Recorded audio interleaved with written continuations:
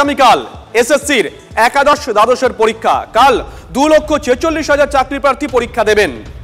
কালকের পরীক্ষাতেও দাগিরা বসবেন না তো, এই প্রশ্ন নিয়েই হতে চলেছে পরীক্ষা।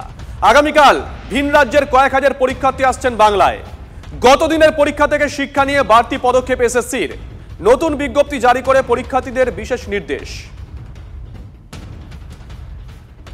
মাননীয় মুখ্যমন্ত্রী কালকে যে দ্বিতীয় দফার যে পরীক্ষা, মাননীয় মুখ্যমন্ত্রী খুবই আমাদের যা যা নির্দেশ যারা দিয়েছিলেন আমরা সেই মোতাবেক এসএসসিকে জানিয়েছি।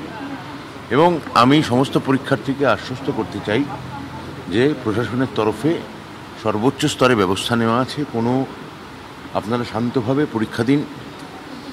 এটাই আমার মনে হয় যে আমাদের দিক থেকে, দপ্তরের দিক থেকে তো বটেই, মাননীয় মুখ্যমন্ত্রী সর্বোচ্চ স্তর থেকে এবং এসএসসি এ ব্যাপারে নির্ভুল এবং অভ্রান্তভাবে প্রস্তুতি তারা নিয়েছে। আশা রাখছি পরীক্ষাকাল শান্ত এবং নির্বিঘ্নে শেষ হবে। মানে পরীক্ষা বোধহয় শুধুমাত্র পরীক্ষার্থীরাই দিচ্ছেন না, পরীক্ষা দিতে হচ্ছে বোধহয় এসএসসি কেও। কারণ এর আগে গত সপ্তাহে দেখেছিলাম পরীক্ষা হয়েছিল, তারপরেও প্রশ্ন উঠেছিল এই পরীক্ষায় কোনো দাগি বসেনি তো। ঠিক একই প্রশ্ন উঠছে 24 ঘন্টা আগে, আগামীকালের পরীক্ষায় কোনো দাগি বসবে না তো। ব্রাত্য বসু কি বলেছেন শুনুন। এতে বোঝাই যাচ্ছে বাইরে